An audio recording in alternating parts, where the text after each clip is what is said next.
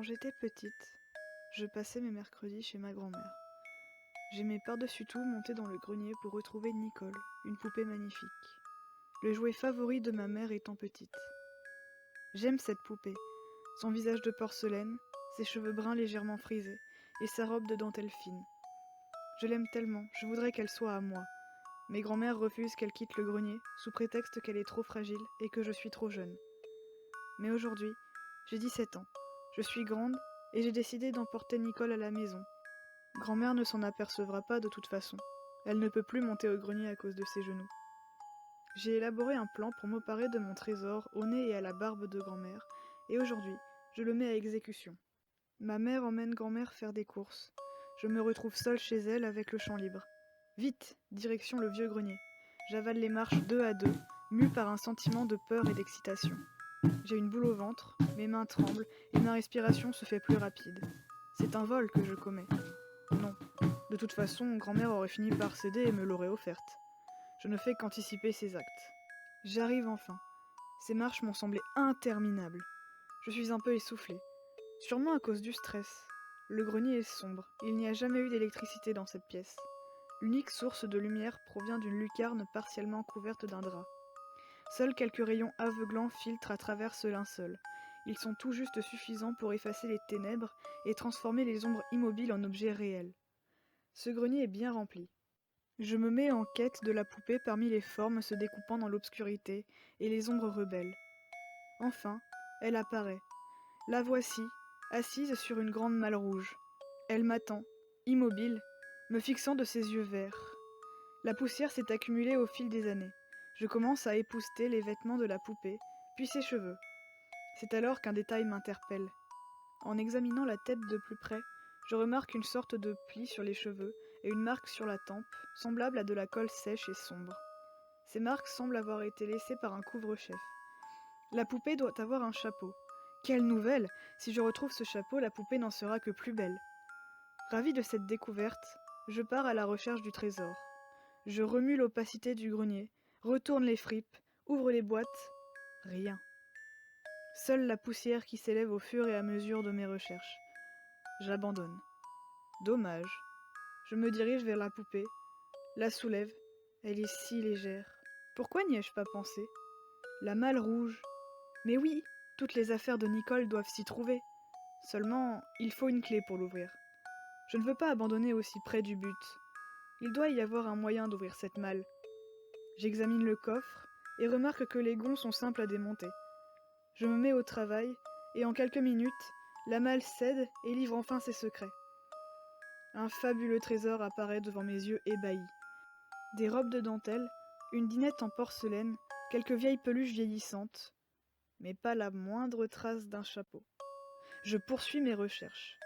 Au fond de la malle, je tombe sur un tas de tissus teintés de marron et de rouge. Les tissus sont rêches, comme si de la peinture avait séché dessus. Je tire un morceau et l'étends devant moi. Ce bout de tissu se révèle être un t-shirt sale, moucheté de taches sombres avec une petite fleur brodée. Le même genre de vêtements que portait ma mère quand elle était enfant. J'attrape à bras le corps ce tas de tissu pour le sortir de la malle. Au moment où je le soulève, j'entends tomber quelque chose sur le sol. Je me penche. Je ne distingue qu'une forme dans le noir. J'étends le bras dans les ténèbres pour me saisir de l'objet. Il s'agit d'un carnet d'écolier portant le nom de ma mère. Cédant à la curiosité, je l'ouvre et commence à le lire. Les premières pages contiennent des exercices d'écriture, des dictées et des problèmes de calcul. Puis, l'écriture change. Les pages sont remplies de mots très serrés, rendant la lecture difficile, et la pénombre du grenier n'arrange rien. Néanmoins, je parviens à déchiffrer ces pages. Je veux vivre.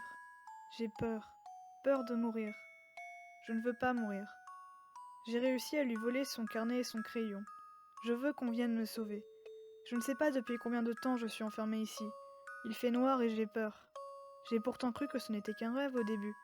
Je me souviens que je suis allée au lit, mais je me suis réveillée ici, dans le noir. Une femme vient me voir. Elle me parle.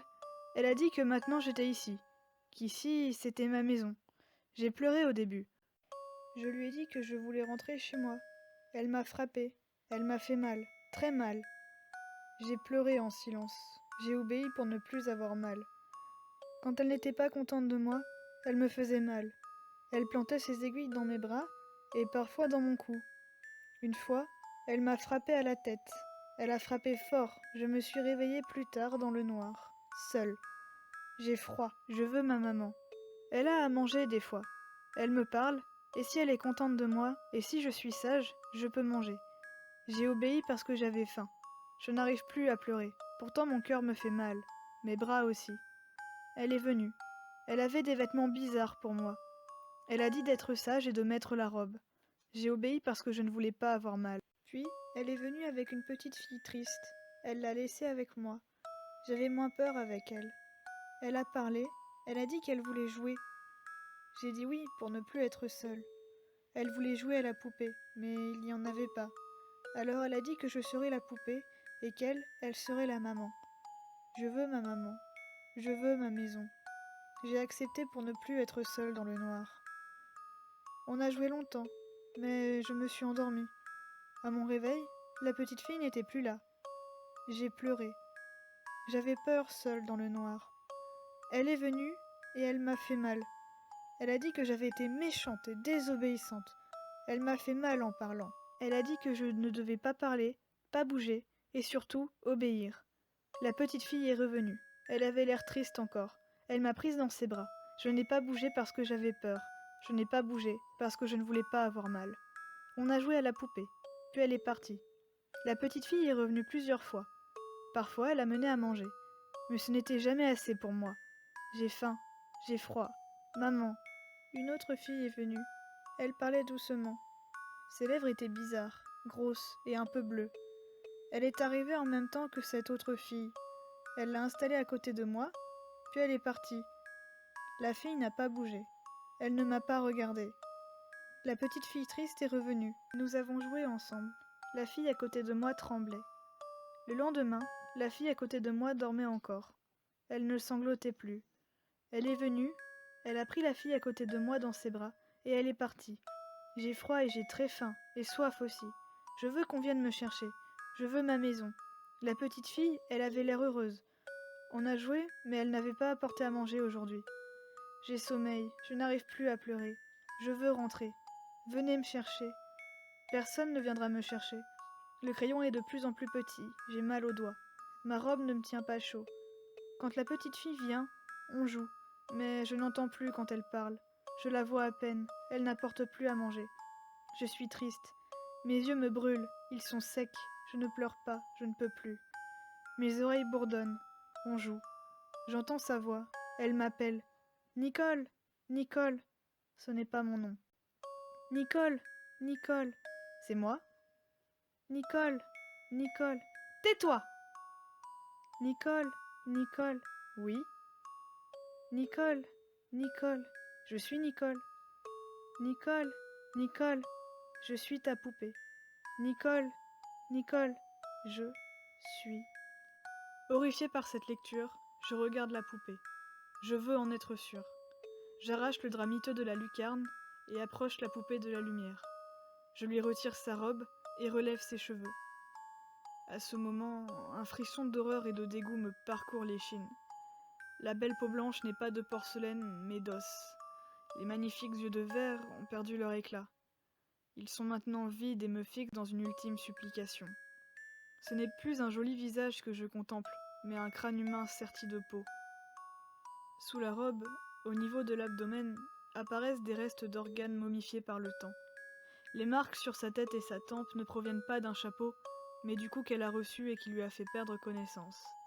Je me relève brutalement et lâche la poupée. Je veux sortir d'ici. Je recule, mais mon pied heurte quelque chose. Je tombe à la renverse. Ma main s'agrippe à ce qu'elle peut, la grande tenture qui recouvre le mur. Elle cède sous mon poids, découvrant des étagères. Des dizaines d'yeux se braquent sur moi, des sourires crispés, de la dentelle, des poupées. Semblables à Nicole. Des larmes d'effroi se mettent à couler, et je vomis. Dans ma terreur, je n'ai pas entendu les pas feutrés de ma grand-mère qui monte les escaliers.